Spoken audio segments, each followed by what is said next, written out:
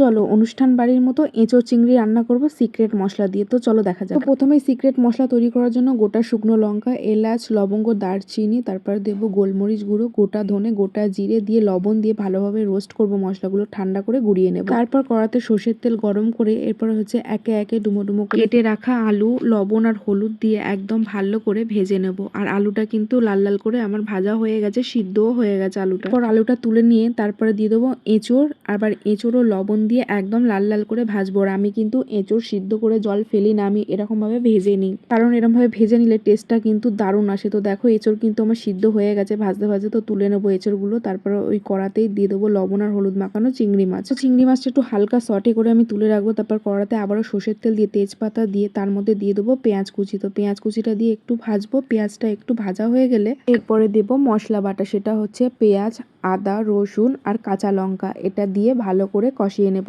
আর এখানে কিন্তু জিরে গুঁড়ো ধনে গুঁড়ো কিচ্ছু দেবো না, যেহেতু আমার ভাজা মশলায় দেওয়া আছে সেই জন্য গুঁড়ো মশলা কিছু যাবে না।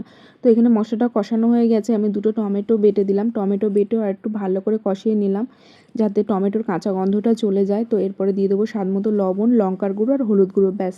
তো এটা দিয়ে ভালো করে কষিয়ে নেব। আরও একটা জিনিস বাকি আছে, এটা হচ্ছে চার মগজ আর কাজু বাদাম বাটা। তো এটা ভালো করে একদম কষিয়ে নেবো, যেহেতু বাদাম দেওয়া আছে কাজু বাদাম, সেই জন্য কিন্তু এটা একদম ভালো করে কষাতে হবে যাতে কাঁচা গন্ধটা চলে যায়। আর অল্প পরিমাণে চিনি দেবো টেস্টটা ব্যালেন্স হওয়ার জন্য। তো এবার কষিয়ে নেবো, তেল ছেড়ে এলেই এঁচোড়গুলো দিয়ে এরপরে কষিয়ে নেবো। যেহেতু আমার এঁচোড়ও সিদ্ধ হয়ে গেছে ভাজতে ভাজতে, আলুও সিদ্ধ হয়ে গেছে, সেই জন্য কিন্তু বেশিক্ষণ কষাতে লাগবে না। তো একটুখানি কষিয়ে নেবো। কষানো ভালো মতো হয়ে গেলে এরপরে দিয়ে দেবো পরিমাণ মতো জল।